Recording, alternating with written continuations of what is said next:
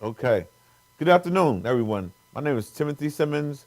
I'm in law enforcement for 26 years. I'm actively an officer as we speak right now.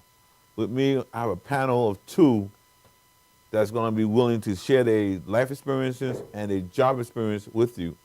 Basically, right now, we're coming from the heart. These people right here giving up their free time of the day to support and understand what's going on in the community right now. The topic we're going to touch on is goes straight to the heart. It's mental health issues, crime, also how to handle a police stop, and careers. To my right, I have Alonzo Jacobs. Alonzo Jacobs, say hello. Yes, how you doing? My name is Alonzo Jacobs. I'm an attorney. I've been an attorney for since approximately 2002. I'm also a former New York State parole officer. Um, I was a parole officer approximately 4.5 years, 3.5 at a Rikers Island Penitentiary and State Corrections, Lincoln Correctional Facility, and also out in the field. And finally, um, I'm from an area, a tough area in Brentwood. It's called Regis Park, and my family is from Suffolk County, but the issues we speak about are going to be national issues. But the thing, it doesn't matter what neighborhood you're in, these issues are going to affect you. Now, the thing is that my family's from Suffolk County for over 6 generations, so we have some skin in the game here. Thank you, Timmy. All right. Next, I'd like to introduce Adrian Wilkins Simmons.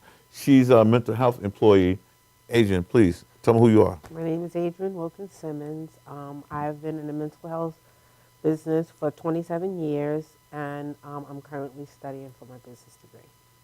Okay, very good. Now, here's the problem what we have right now.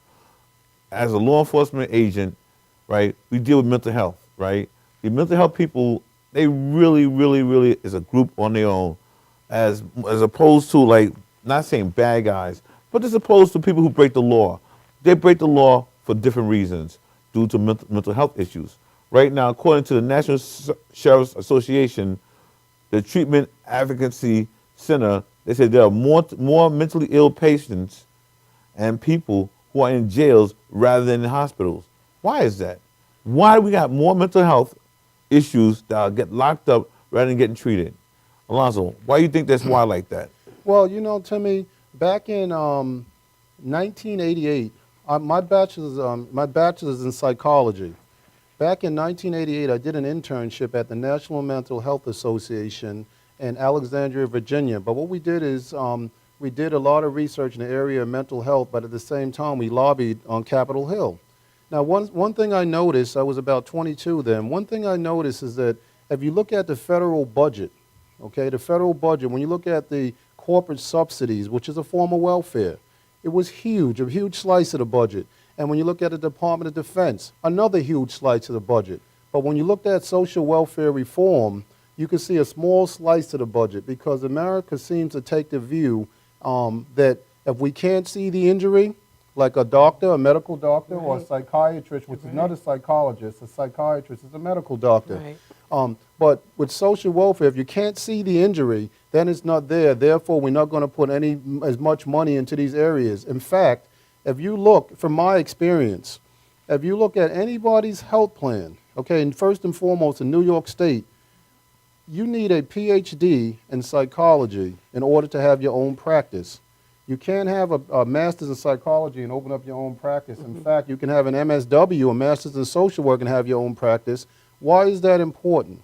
That's important because in order to be a licensed practitioner, once you're a licensed practitioner, you can get third-party payments. That's private health insurance, Medicare, Medicaid, and that makes a big difference. A lot of times, a lot of times in the minority communities, first and foremost, with these private health insurance plans, if you look into your plan, usually they'll cover maybe 9 visits a year, 10 visits a year for psychological counseling.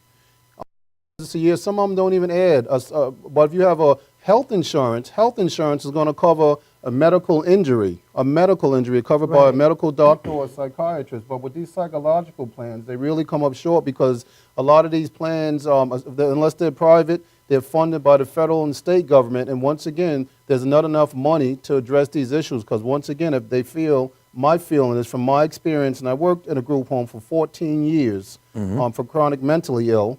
And I was a funding coordinator for SSI, SSD, public assistance. That's how a lot of these people get their services from. Right. Now, the thing is, based on that experience, I noticed that, like I said, once again, I noticed that there wasn't a lot of money put into those areas.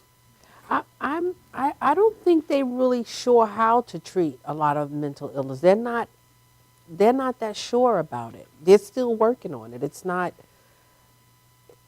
foolproof. They really don't know. It's still like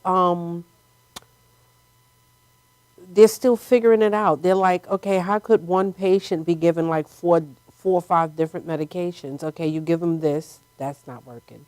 Then they try something else, that's not working. I mean, you begin to wonder, do they really know what the problem is? Yes, that's correct. Because You know- there's a lot of misdiagnosis. Yes. Because before, I'm sure in your field, you noticed they were in the past they were giving them Thorazine, and they Yeah. found out. What do you know about that? Yeah. Can you speak on that a little bit? Well, Thorazine, they're finding that it's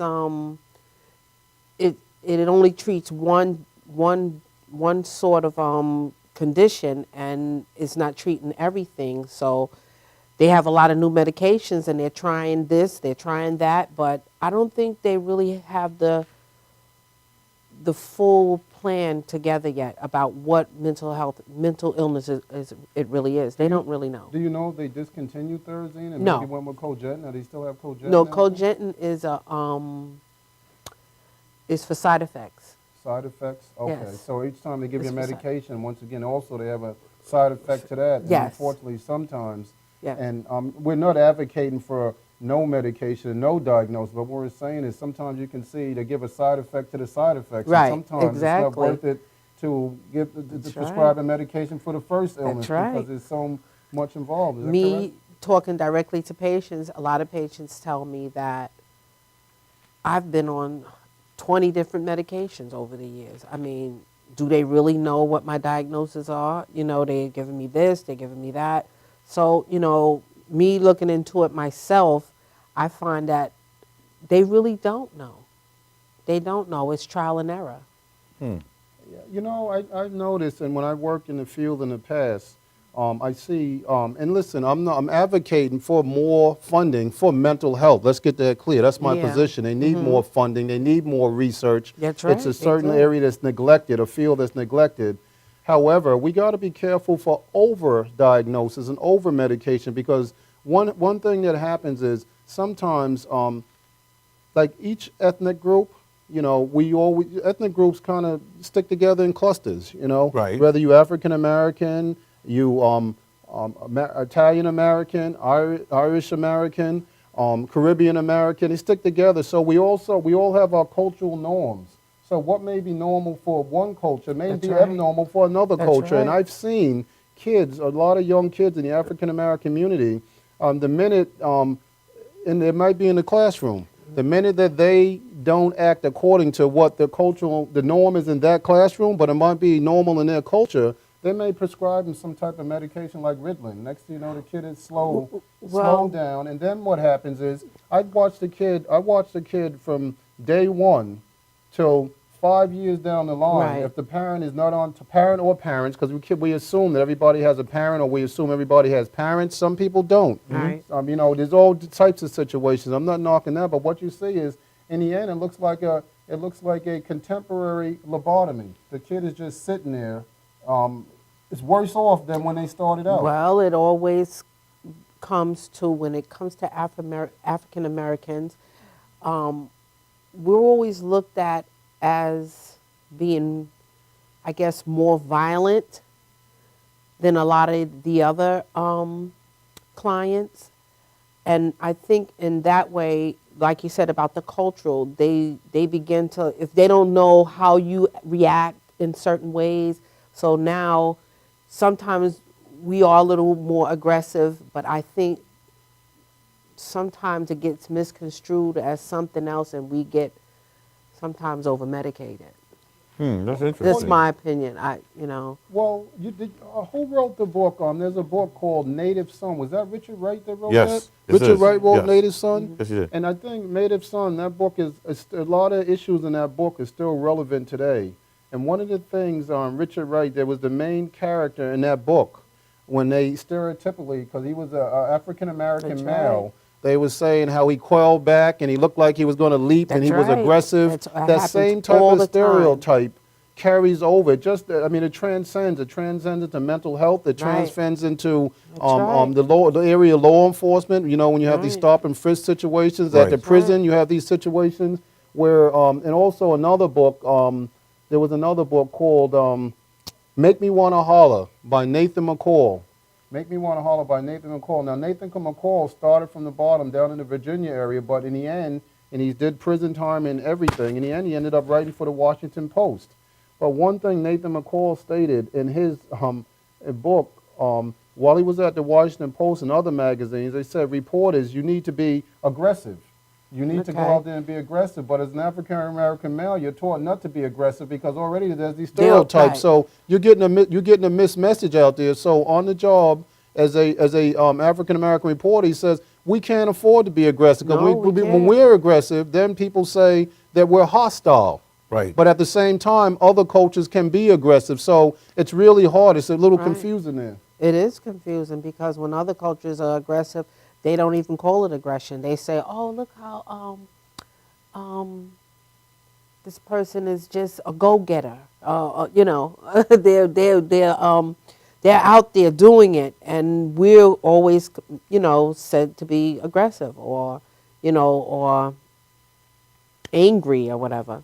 I have Yep. to agree with that. Right. But you know what's funny is back in the 80s, from 1980 to 1995, the view for mental health was warehousing.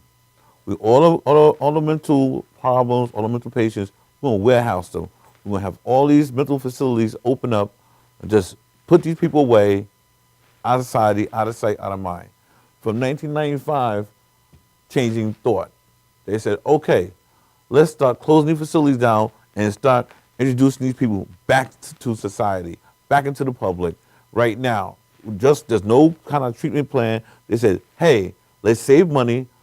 First thing we could save our budget, cut mental health, right? Yeah, it's cut a that fine down. line between warehousing and people being out on the outside because Right, because warehousing, Yeah. they were citing that it didn't do anything. You just put these people away. You warehouse them like they're just out of the way. No type of counseling. in Right, just warehousing. put them away. Just Right. house them there. Now, when they start closing facilities down, such as Kings Park, Central Islip, right? Now the only place right now they have is Pilgrim State and in the city there, they have Creedmoor. Here's the problem I have with it right now, right? If they're not in facility right now, they're usually right in jail. Either one or the other. That's the only two places where you're going to end or up homeless. at. Or homeless. Homeless. But however, at this time, we're going to take a break and we're going to come right back. And I got a great subject for you guys. Thank you. Well, one of the things.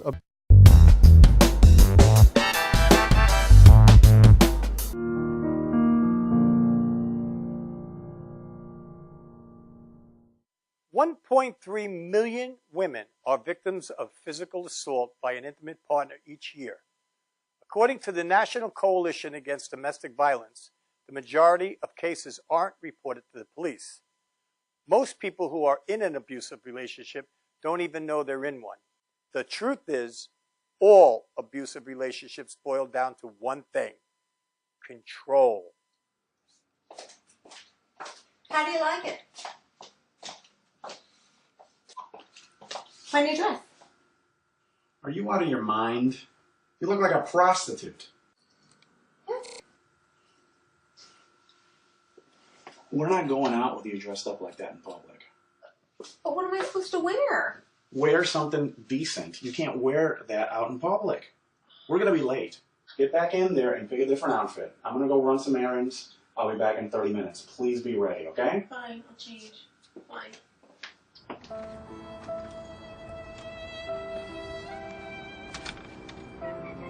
Abuse is not always physical, leaving wounds that are visible on the outside. Emotional abuse is just as painful, only these wounds are hidden on the inside. Are you out of your mind? You're crazy. You look like a prostitute. Know that abuse is abuse, no matter what the form. Look at me. Oh my God, what's wrong with me? Physical abuse scars the body, I just wanted to love me. but mental abuse scars the mind. What you just saw was an example of a relationship that is emotionally abusive. Nobody has the right to tell you how to dress or how to act. If someone really cares for you, they won't tear you down. They will build you up. How do you like it? Wow. You look great. Fantastic. But then again, you look great all the time.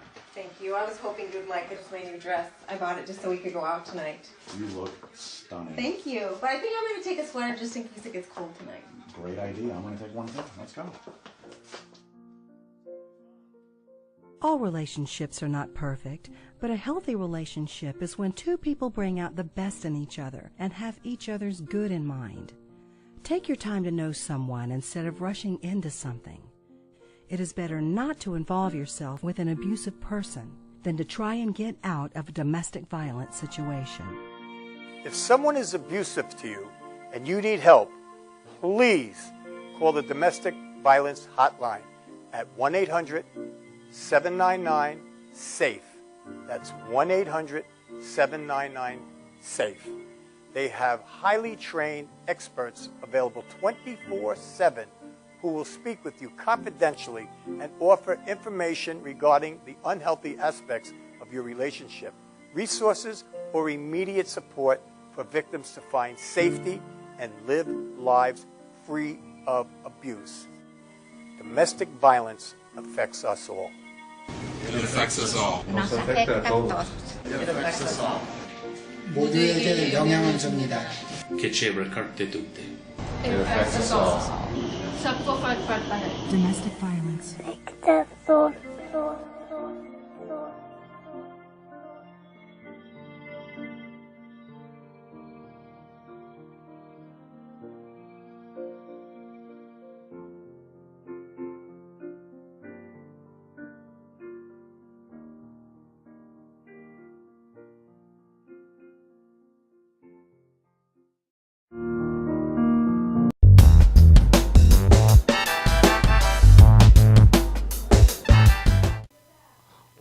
Welcome back. Thank you.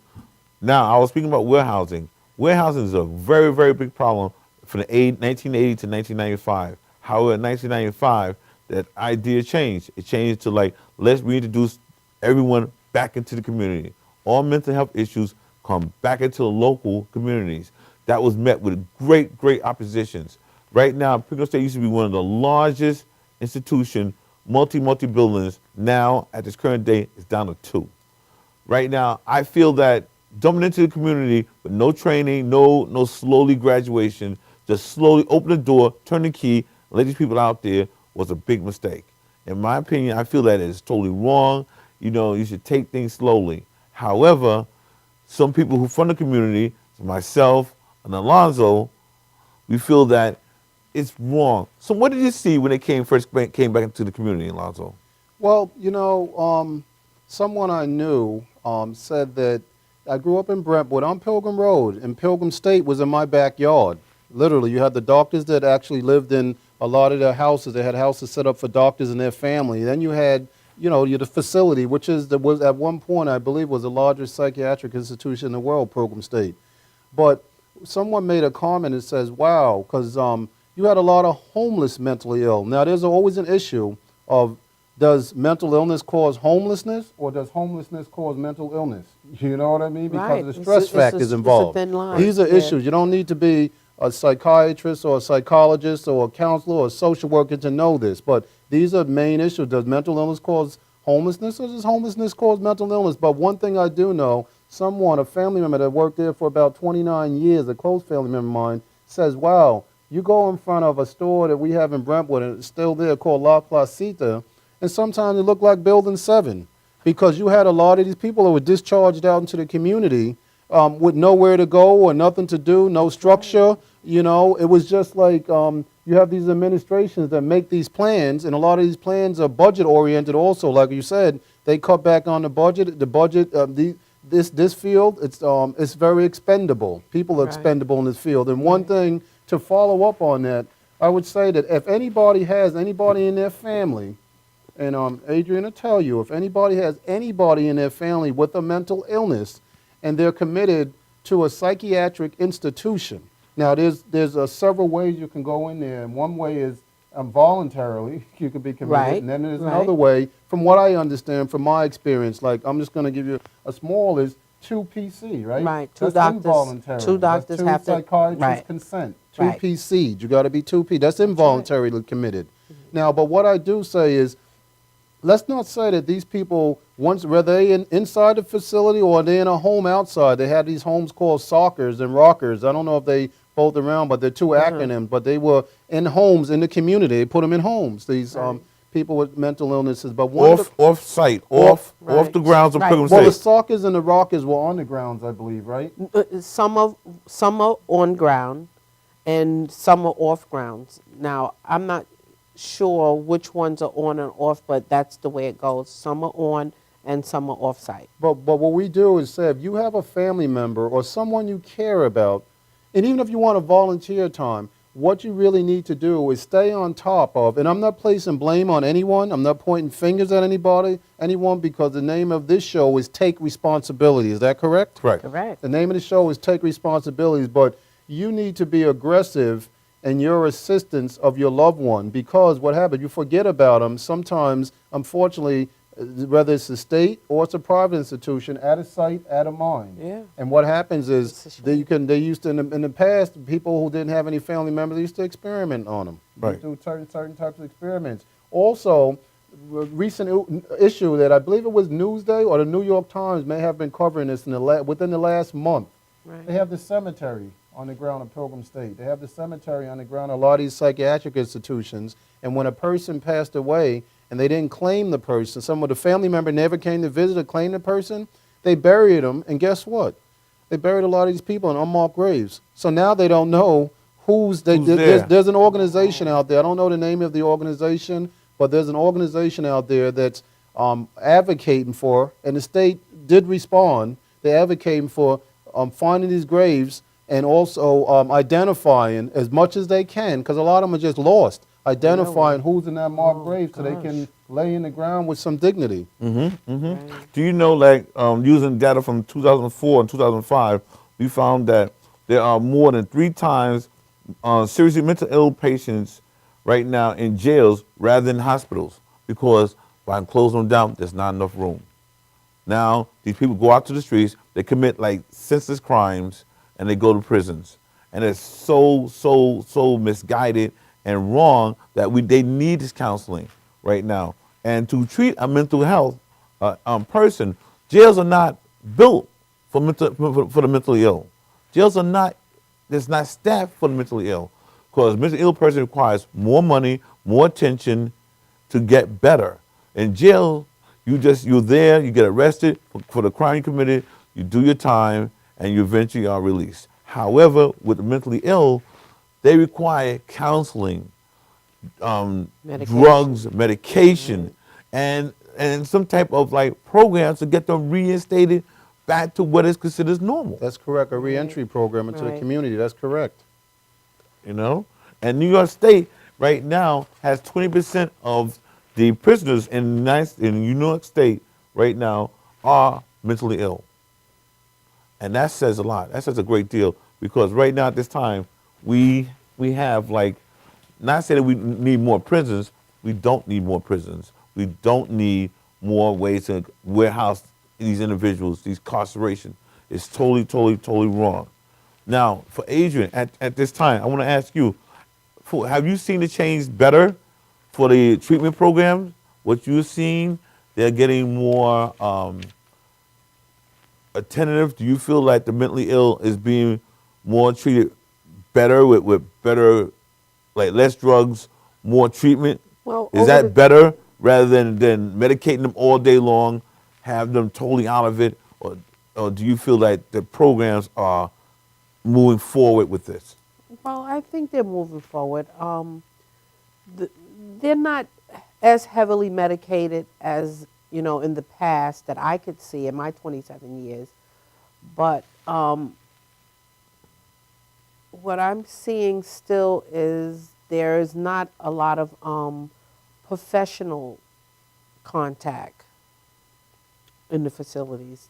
That's what I'm seeing. It's all, you know, with direct care staff more or less have the most time with the patients. It's not a lot of professional contact. So for direct care, that means staff is one-on-one with the patient. Well, spend direct their care time. is the regular aid with the, you know, an aid with the patients. They're with the patients more so than professional. The social workers, the doctors, to me, I think they should get more contact with the doctors and the professional staff. Okay. Do you see that the numbers of people being mentally ill going up or going down? Well, it's going down because people are being, they're downsizing, period. They're downsizing. So they're putting people in the community, so the numbers are going down. Of those institutionalized are going down. Yeah, it's going down because they want people out into the community, and, you know, the state is getting out of the mental health business, actually. So everyone is going out into the community, whether they're ready or not. Mental ill inmates cost more to house than a mentally ill person in a hospital, where they have the treatment, where they have the treatment plan set up for to be taxed upon payment to warehouse this person in a jail is twice the cost than would be cost in a mental institution. That's why I don't understand why they're eliminating the mental institutions if they're putting them all in jail to house them there. You know, there's one issue that we really, I mean, there's one statement that we need to clarify. There is no, research has shown that there is no correlation, there's no correlation between mental illness and violence. There's no correlation between mental illness right. and You're violence. right. You're So absolutely a lot of right. people are misled. There's these stereotypes that just right. merely because a person is mentally ill, that they're violent. No, there's that is there's not. no research. No one can That's ever right. provide any research unless it's really, in my opinion, really biased research that shows a link or correlation A between lot of times they're scared. mental illness and violence. So we just want to take this. I want to take this time to dispel that rumor. That's number one. Number two, as far as treatment is concerned, I think that over the last, I guess, you remember One Flew Over the Cuckoo's Nest? Yes. Right. And who was the lead actor in that? I mean, the Laker fan guy. What's his Yeah. name? Yeah. Jack Nicholson. Jack Nicholson, That's who right. played one of the lead characters in One Flew Over the Cuckoo's Nest. Back then, they were doing lobotomies and they were doing electric shock treatment and all kind of archaic, all kind of treatments like that. Horrible. Those are no, they were Horrible. horrible. They were treating them horrible. But that type of treatment, I think we moved forward. We advanced that. We know that just wasn't no good because instead of treating them, we were just trying to, they were just trying to get them out of sight, out of mind, and just let them sit there in a comatose state. So we moved forward in treatment, but as Adrienne pointed out earlier, it's still very subjective, or we really don't know. I mean, I think in the field of mental health, people just don't know in which direction they're traveling. And in one time, like you mentioned, they don't. it's safe. It incarcerate a lot of these people. You have a lot of, like you said, 20% of the, is that 20% New York State or countrywide? New York State. In New York State. 20% are incarcerated. However, the question becomes, how many incarcerated that aren't diagnosed? How many mentally ill that, the misdiagnosis Right. I agree that are with you. incarcerated? I agree with you. So that's the next question. We'll be Okay. right back. At this time, thank you again. Hold on. We'll be right back. We'll find out the next answer. Thank you.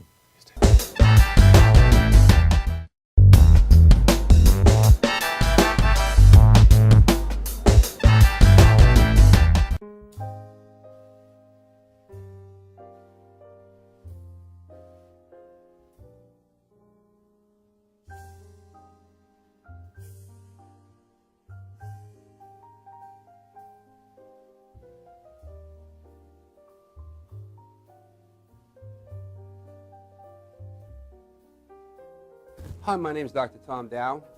We have a multidisciplinary practice in Melville and Ronkonkoma, New York, and we treat patients with many, many different conditions, from newborns through geriatric patients with numerous different techniques. There's a technique and a type of treatment for every class of patient. We have them all here.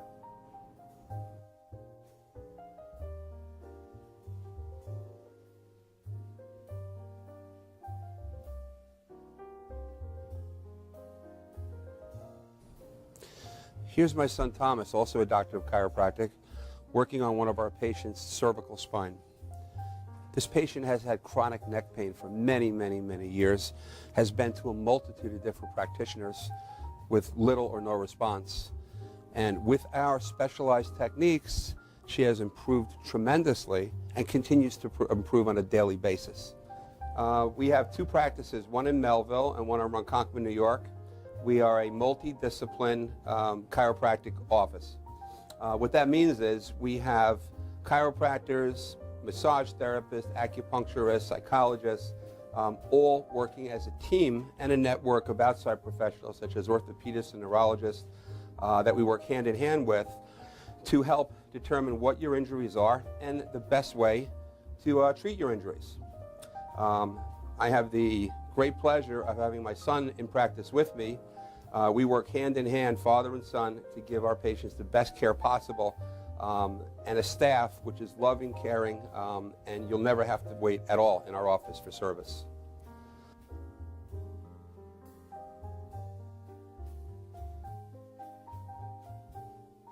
Many times patients come into our office and they have what's called a soft tissue injury. Soft tissue injuries are like scars inside your body. If you've ever been cut on the outside of your body, you get a scar. The same thing happens inside of your body to your muscles and ligaments. So our job is to determine where those are, stretch the muscles, adjust the vertebra back into their correct position, and then refortify the normal structure with exercise. That's what we do best, and I hope someday you'll come see us at one of our two offices. Thank you.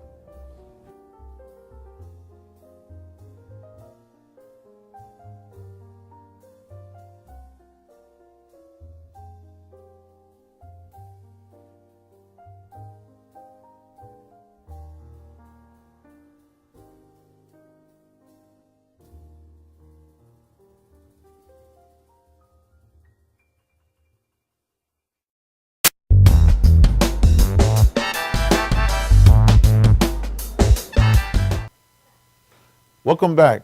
Once again, me and my panel here, Adrian Simmons, Alonzo Jacobs, and myself, Timothy Simmons, we're discussing mental health problems from housing, the drugs that's being administered, and now we're going to mental health court. Right now, Alonzo and Adrian is going to explain all this whole scenario of mental health court, and I find that's truly amazing because I never knew there was actual mental health court, specifically for these individuals. Alonzo, what is mental health court? Explain it to me. Well, mental health court, Suffolk County, and I can speak on behalf of Suffolk County, but I know there's mental health courts in other counties. When you get charged with a crime, okay, a misdemeanor or a felony, okay, a lot of times your attorney, the private bar, your defense attorney can discuss with the prosecutor, assistant district attorney, that maybe your attorney mental time felony. However, Timmy, I'm sorry to digress a little bit, but back to your question. What do you do? What do you have to tell a police officer? Right. You only have to tell a police officer politely and respectfully. I say politely and respectfully. You only have to give them your pedigree, your first name, your last name, where you're going. And you don't have to tell them where you're going. You don't have to tell them you're involved in any crime. You don't have to talk. You just give them your license. If they ask for your license, you have to give them your license. Okay? Respectful. We do this respectfully. And I just want to, I think we should. Your registration. Your registration, your license, your registration. And the insurance card. And your insurance card. Okay. But clam up. Other than that, tell them you have a right to counsel. You have the right to remain silent under the Fifth Amendment of the United States Constitution and in New York time felony. However, Timmy, I'm sorry to digress a little bit, but back to your question. What do you do? What do you have to tell a police officer? Right. You only have to tell a police officer politely and respectfully. I say politely and respectfully. You only have to give them your pedigree, your first name, your last name, where you're going. And you don't have to tell them where you're going. You don't have to tell them you're involved in any crime. You don't have to talk. You just give them your license. If they ask for your license, you have to give them your license. Okay? Respectful. We do this respectfully. And I just want to, I think we Your should. registration. Your registration, your license, your registration. And the insurance card. And your insurance card. But never, clam up. Other than that, tell them you have a right to counsel. You have the right to remain silent under the Fifth Amendment of the United States Constitution and in New York. So they're just as nervous or unsure and afraid as you are. So you try to take, at least take responsibility. You take a lot of the steam out of the circumstances, out of the situation by reacting the way we're suggesting or we're telling you that you should act. Right. So when I say keep your hands visible, you know, don't, you know, guys with heavy tint windows, drop your window down, because if you tint it all the way around, he can't see in the vehicle. Listen, this officer's got a family too he want to go home to. You know, people love him just as much as people love you. You know, you're both here to see the next day. No one wants to go away. No one wants to get hurt. What if the officer is a little aggressive? The officer, well, it's not being the officer not being aggressive, but when he's coming to the car, he's got to protect himself because he doesn't know the individual in the car. So he doesn't know what he's walking up to. That's why he may appear to be aggressive. Maybe that's why he may appear to have his hand on his weapon. Maybe that's why he appear to be standing behind you, not looking you in the face. No, but he's what standing if over he your shoulder. is definitely aggressive? What steps should the person take? At Well, that it's not. point? It's not that there's steps you should take, but you just follow his command. If he's Right. asking you for his license registration, he's asking you to get out the car. You get out the car. Right. He's asking you to show your hands. So remain. Follow instructions. Right. Follow instructions. Exactly and instructions. If he's telling you, calm. show me your hands, he's not telling you to get out the car. Right. If you're trying to get out the car, Right. he's telling you to show your hands. That's what happened in an incident in New Jersey. Unfortunately, the young man lost his life. The officer gave him clear instructions, show me your hands, show me your hands. The driver stuck his hands out the window. However, the passenger, in an attempt to show him his hands were empty, he was opening the door. Right. But what I need is everyone to understand, everybody's got family. You have family, the officer has family. Everybody want to come home. Everybody want to stay safe. But for our kids, we got to teach you guys, follow instructions. They want to see your hands, show them your hands. You have nothing to hide. There's no type of, you know, you don't want to hurt nobody and you don't want to get hurt either. You know, now with Alonzo, what we're saying now, also whether it is a gun in the car, now what happens next, you're going to get arrested. You're going to go to the precinct. You're going to get taken to court the next day, right? You get charged with your charge. You go to the county jail. Upon the county jail, you go back for your court to get your charge. Now at this time, if you can afford a lawyer, you will have a lawyer by now. If not, a lawyer will be assessed to you. Alonzo, can you explain to him what is a assessed lawyer? What is a legal counsel? What is legal aid to someone like that? Okay. First and foremost, Timmy, I just want to say that in the African American, and this show is not focused about African American and Latino communities, but for history, there's a lot of mistrust between law enforcement and the African American or Latino or Latina communities. There's a lot of mistrust going on there both ways with the stereotypes and from the history. And like out in Suffolk County right now, I mean, first and foremost, as we know, we always try to push things. The April 1st is the deadline to apply for the Suffolk County police officer exam. Correct. And a lot of times in our community, the young people, I'm sure, Timmy, you already told me you heard this, and I hear it. Young people says, oh, man, I don't want to be a cop. Oh, man, I don't want to be a correction officer. It's not cool. It's not the thing to do. I don't want to be a snitch. I don't want to be that. But you know something? Being in that position, you have a chance to be fair, help see through the eyes of people who grow up in the same culture as you, and make more fair, decisions that may not have been made if you weren't on the job. Now, with that said, legal aid, okay, you're entitled. But even though I know we're entitled for legal aid, I want to go in depth with it. I want to hear all the parts of it. We'll be right back after this commercial break, and I want to get real deep with this with Alonzo. Thank you.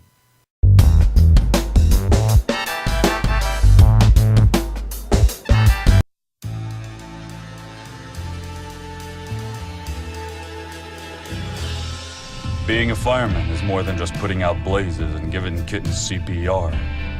Sometimes my duty demands I fan the flames, like when a call comes in from a lady who needs immediate assistance. Maybe she needs help with a computer thing. Maybe she wants to go antique. Could be as simple as understanding that walking in heels it's hard. Ou aussi simple que l'été dernier à Paris. C'est sympa.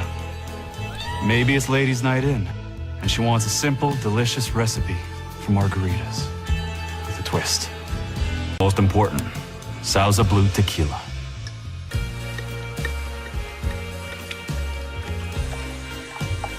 Now, mix it up.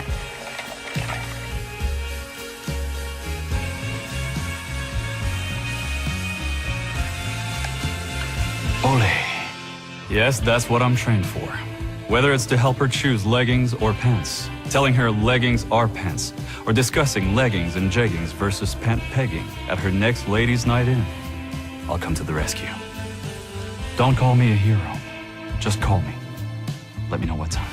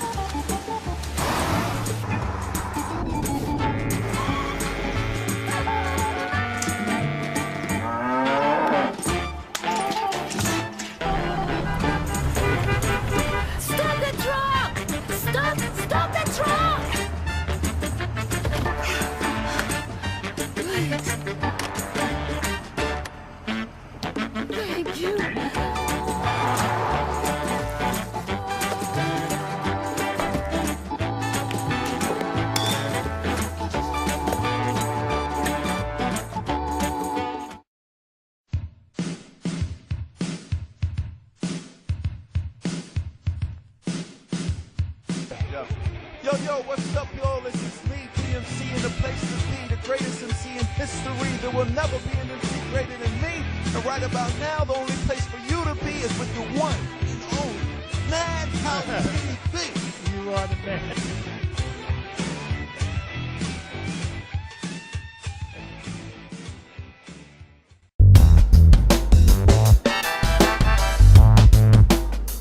About 7. That's funny. Hi, welcome back. We're back right now, right? We're getting ready to get into the meat of the subject right now. You know, I just want to reiterate that August 1st is a Suffolk County PD test. We need you guys. We see the issues in the paper. We see what's going on, right? There's time for a change, and the best change can come from within. You know, come on, take the test, be a part of it. If you don't like what you see, make the difference. And it only is up to you. You know, I'm in my 26th year. I've been there. I've seen a lot come. Things are getting better. However, it can't stop now. We need your help. So take the test. You know, be a part of the answer, not the problem. Alonzo, you were saying that some people will have don't want to be a part of the department because they feel that they be labeled a certain way in the neighborhood. Weak. You know, what do you mean by snitching? What do you mean by being weak? What is that? Well, a lot of our people in our communities are taught to be tough, and we have this macho attitude, and because the communities, it's hard in the communities because of the socioeconomic circumstances. I mean, there's a a lot of times of lack of employment. Yeah. You know, in our communities, we all know this. You know, there's a lack of education. We all know this. In fact, there was a study that just came out last week that they published about the educational socioeconomic levels that say that if you have more higher socioeconomic status and more money, it's linked to better grades. Why? Because guess what? You can afford tutors. You know what I mean? You can afford special programs. I just want to let the kids know that people in the communities, there's no mystique, okay? There's no mystique about when you sit next to that person, like I tell my daughter, you sit next to that person in class, they may pump that person up to be a genius, and never let nobody ever think that they're smarter than you. You can let them think that they're equal to you. You can let them think they might be less smart than you, not smarter, because once you say, or the teacher can send a subliminal message. And we have a lot of wonderful teachers out there, I'm not saying that, but they send that subliminal message, and while you're working, that one single parent or two parents are working stressfully, they say, oh, so-and-so is the valedictorian or salutatorian, or they're smart. Once you decide to act like the sixth man or woman off the bench. So when you say he's smarter than me or she's smarter than me, you don't say that. It's like the best basketball players, you always heard them say, you ask them, the top players, is Michael Jordan the best? They would say he's good, but they would never say he's the best. Okay. Right. Because once they say he's the best, guess what? Then you start acting second best. Right. And you don't want to act second best. So I'm sorry, once again, I digress with that. Now, yes, you have to take the Suffolk County, take responsibility. April 1st is the deadline for the test. All you need is a high school diploma to take the test. At one point, I believe they were the highest paid in the country. You can man your community, take responsibility within. Do not put the blame on others to say, well, you know something, they discriminating against me, or they did this to me, or they did that to me. You know what? It's our responsibility. It's what we're here for, to say it's our responsibility to take responsibility. Then we can fight from the outside to ensure that you get hired for the Suffolk County Police Examiner, Suffolk County Police Department, and Suffolk County Sheriff's Department. Now, actually, you know what? Suffolk County was actually sued years ago, not with this new administration, with the Balone administration. I'm not saying they sued with this administration. This is a new administration. But they were sued years ago, and they have a consent decree with the U.S. Department of Justice at this point to make sure they have fair hiring practice for minorities, blacks and Latinos and Latinas, because what was going on, I mean, we were, we probably 8% of the population, somewhere between 7 and 8.8% of the population. I forgot what our percentage was, but we were only 3% of the Suffolk County Police Department or less, or 3% of the Sheriff's Department or less. And that makes, aside from them being jobs that can support the income-wise, support your community and upward mobility on these jobs, you make a good salary, you have union benefits, you have great health benefits. But aside from that, you can help police the community in a fair way. That's right. Yeah. Adrian, how do you feel about females joining law enforcement? How do you feel about that? I'm all for it. We need more women in the community as police officers. You very rarely see that. I would like to see more. So right now, so Alonzo, if once you're in prison and you go and you need legal aid counsel or any type of counsel, how is that addressed? If someone is got arrested and put in jail, now they need legal aid counsel, what happens now? Okay, well, you have the right to remain silent under the Fifth Amendment and the Fifth and Sixth Amendment right to counsel, okay, right to an attorney, okay, if you're charged with a crime, punishable by jail time. Now, here goes the story. There's three types of attorney you can get. Number one, if you're indigent, you don't have any money, you reach a certain income level. Under the state guidelines, you reach a certain income level, you're entitled to what you say is a legal aid attorney, okay, to represent you. Legal aid, I believe it's contracted with the county.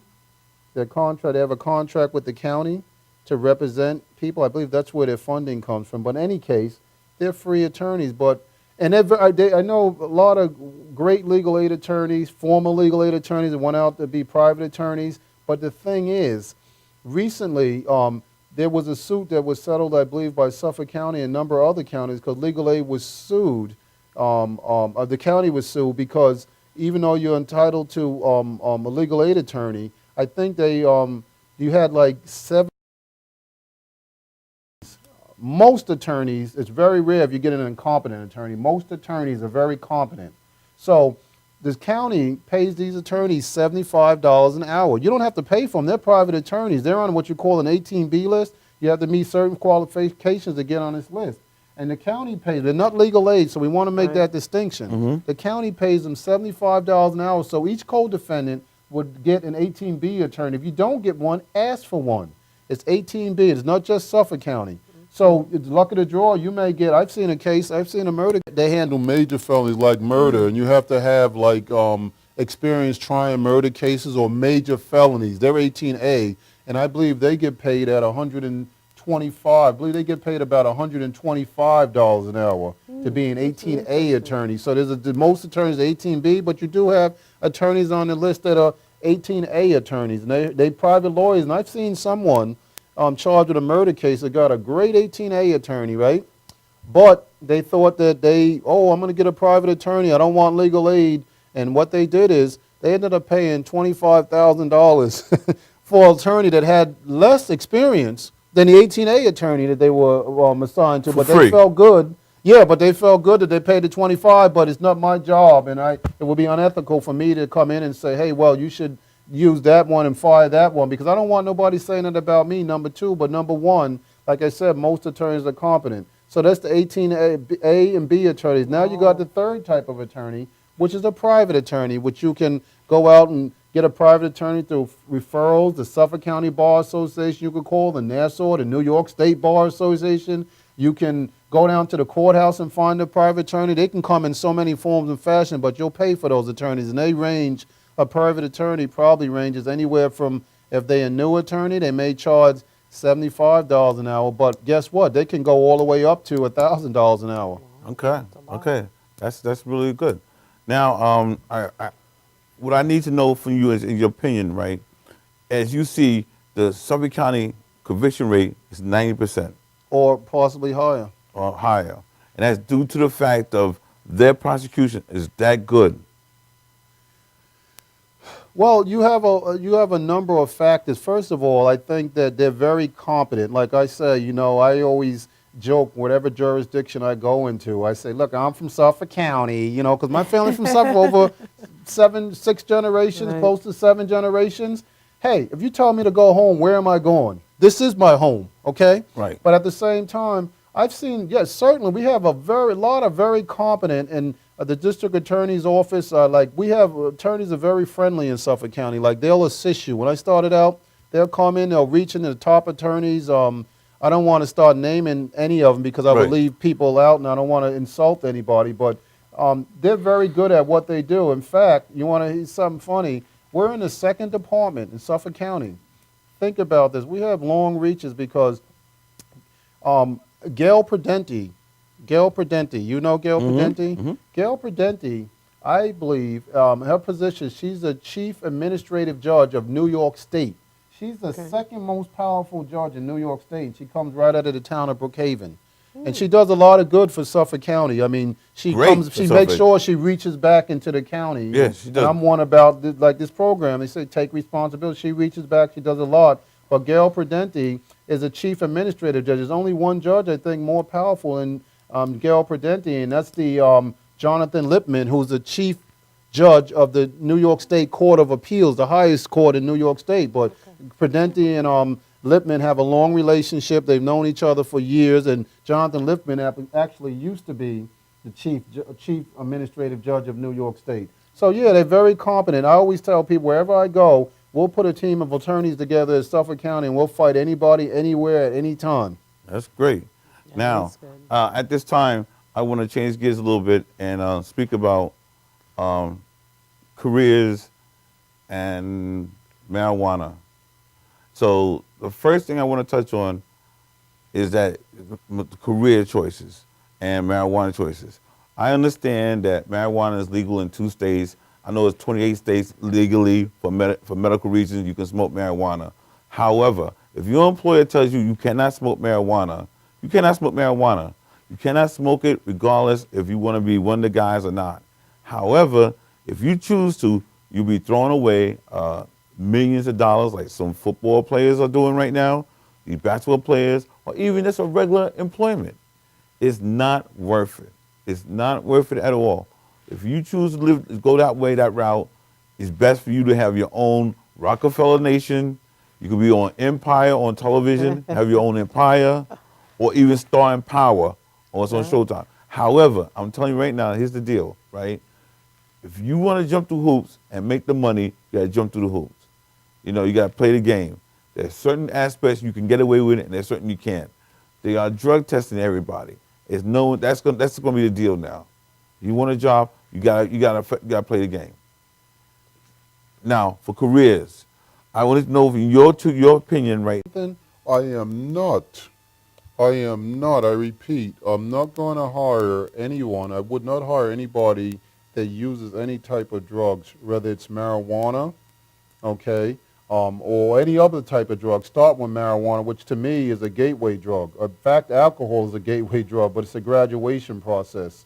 And you know what? I may have some medical professions critiquing me and saying that people are saying the African American community, because of socioeconomic circumstances, we live hard, especially males. We live hard and we die young, unfortunately, through violence, through alcohol, through drugs, through lack of the hard living. But with that said, marijuana, like you said, yes, I don't want someone when they say they use marijuana also. Let's understand something. That's something of a moral turpitude. You actually made a choice to do this. Like we talked a while ago, and I said, look, if you have an assault on your history, a misdemeanor assault, I'd rather hire somebody with a misdemeanor assault than a marijuana conviction, a simple marijuana conviction. Why? Because an assault says you could be anywhere in your neighborhood or somewhere, and somebody jumped on you, you defended yourself, and guess what? You got charged with a crime. Right. However, when marijuana or drugs, that says you didn't trip and fall and slip and get a joint in your mouth. You made a conscious choice to do this. And I just want to point out something. For immigration purposes, certain crimes, for some immigration purposes, certain crimes, they're called crimes of moral turpitude, you can be deported. Now, a crime may be a misdemeanor, okay, for state court purposes, but for immigration purposes, it's considered a felony. It's a crime of moral turpitude, and a lot of misdemeanor drug crimes are crimes of moral turpitude. You could be deported based on a conviction of one of those charges. So a lot of times your attorney, they have a duty to tell you this. Help determine what your injuries are and the best way to treat your injuries. I have the great pleasure of having my son in practice with me. We work hand in hand, father and son, to give our patients the best care possible. And a staff which is loving, caring, and you'll never have to wait at all in our office for service.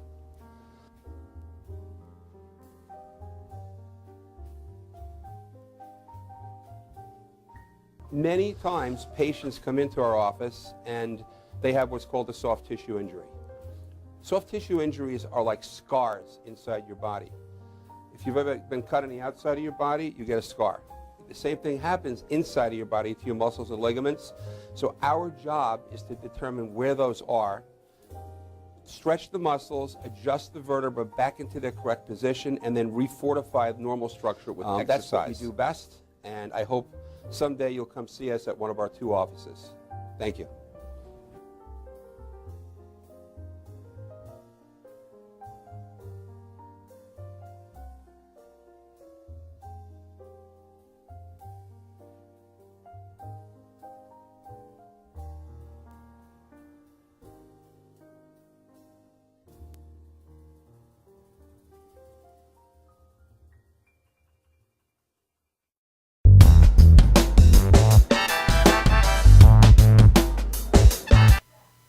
Welcome back. This is the final segment of the show. This is where the fire meets the flame. I want to know from my panel right here, how do I go and get this job? I want a new job. I want to dress for success. I want to say the right words. I want to look this guy in the eye, and for the girls, Adrian's going to go over the segment, how to look, make sure you're not going to the club, you're going for this job interview. I want this to happen. I want to make the money. I want to make sure that you understand that this employee is standing between me and thousands of dollars. I want the money, right? Me and money, we're good together. I like money, money likes me. Alonzo, how do I dress? How do I speak? Well, you need to be dressed for success. Now, the thing is that the preparation starts in elementary school. Grammatically, you got to be correct. I mean, the English language just went down the tube with this texting and the Facebooking, shorthand writing, or this LOL instead of writing a full laugh out loud and OMNG and all this stuff. The English language went in the tube, so a lot of people don't speak properly. They don't write properly. So what happens is it starts back then from elementary school, and that's number one. Number two, you need to tell this employer, you need to show up like you were built for that job. So you need to research the employer, know everything about them, because they're going to be asking you, they're going to open an open session and see, how can you think on your feet? What do you know about them? Why do you really want to work for them? Because I know if I'm investing my money in you, I want to know that, hey, you're going to give me some return on my investment. That's what it's about.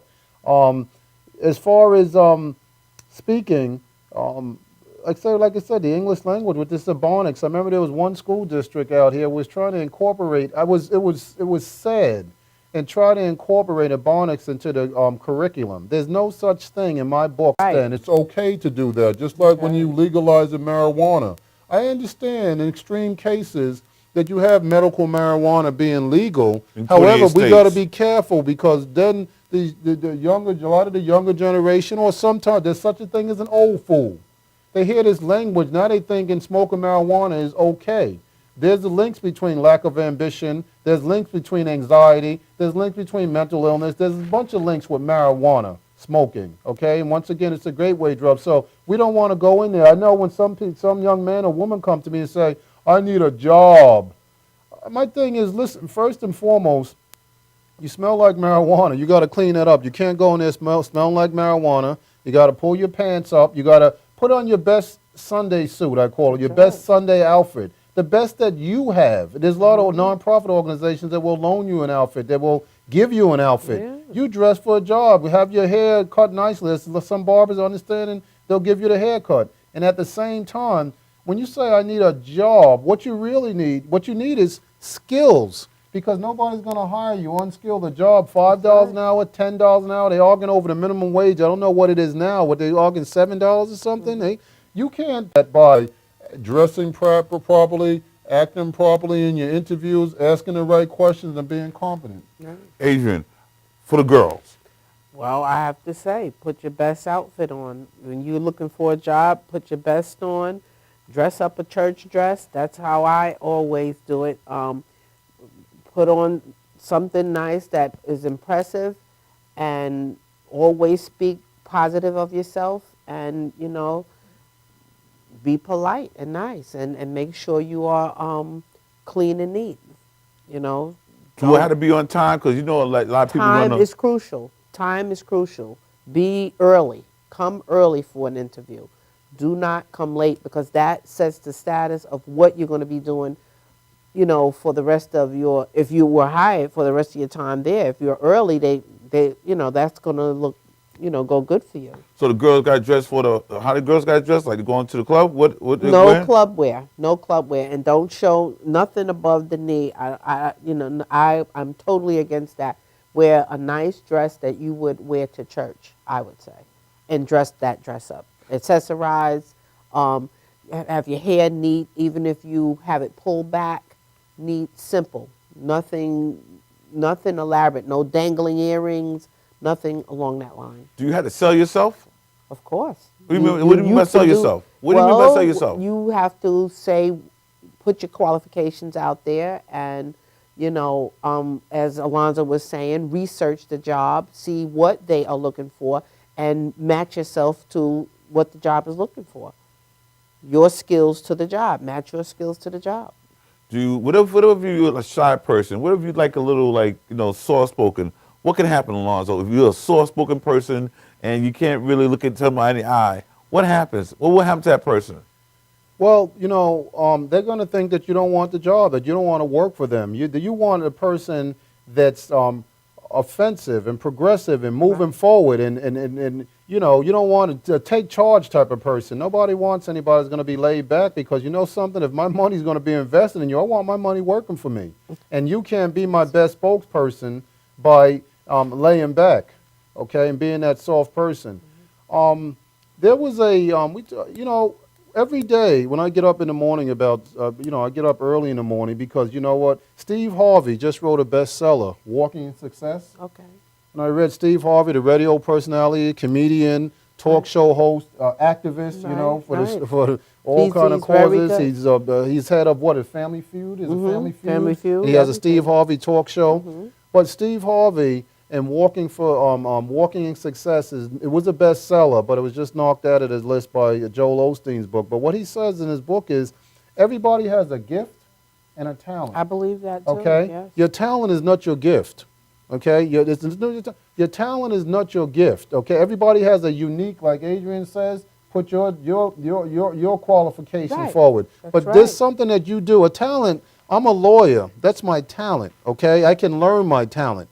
Okay, some people are actresses. Some people are musicians. That's their talent. Some people have a gift. Like Jimi Hendrix, his gift was playing a guitar. You know what I mean? Take that away. You can't take a person's gift away. And God, just like each and every one of us has a different, Steve Harvey said, a different fingerprint, a different print. God instilled in us a gift that no one else can take away.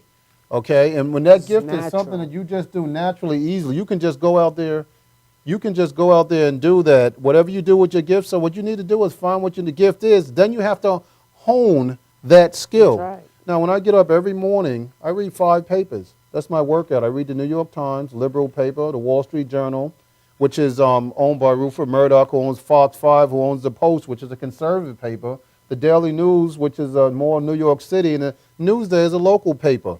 You read these two you read all these papers subjectively to hone your viewpoints, but it takes me about 1.5 hours to 2 hours to really break these papers down because I get knowledge from these so I can expand upon my gift, which is, I believe my gift is my ability to communicate with people. Okay, now somebody else can try to emulate me, or I can try to emulate somebody else, but I can't be that other person. I can only be me with my gift. That's right. Mm-hmm. So for the kids right now, you want to tell them something, Adrian. For all the girls out there, what would be the strongest thing you could say to the girls right now to go out there and tell them to get this job? Think positive and know that you can do it. Know that you can do it. It's easily done. It's not hard at all. Think positive and always keep yourself together. And if the first job don't work out? Keep striving. You don't give up. Keep striving. You never give up. Lonzo? Well, I listen to a lot of motivational tapes. Jim Rohn. I listen to Anthony Robbins. I listen to Zig Ziglar. I listen to Les Brown. You know what? Your attitude determines your altitude. Like Adrian said, think positive. Your attitude determines your altitude. And I just be remiss if I don't mention on the front of this everything. I'm a believer of God. I respect everybody's else spirituality, religion, as long as it doesn't hurt anybody else's. But you know what? This is our first time we pulled this off. I'm blessed because to have people like this in my life. Thank you for having me. Likewise. Thank you for having us. You can't put a price on that. All I can say is for everyone out there trying to get a job, you know in your heart of hearts, you can do it. There's no one else, someone told me that sometimes parents are the biggest killer of dreams. Son, you know your dream, you know who you are, make it happen. I trust in everybody here. We all could work together. We're going to make this thing happen. For Adrian, with your knowledge, I want to say thank you for your expertise that you brought here. Thank you for having me. It's so warm. Alonzo, we need more brothers like you. We need more. There ain't enough, man. Well, thank you, Timmy. It's an honor for you to invite me. And I promise you it won't be the last. For on behalf of Adrian Wilkins Simmons, Alonzo Jacobs, myself, Timothy Simmons, we're here. We will see you soon. I promise you this is not a one-time act. There's more to come. Thank you very much. See ya.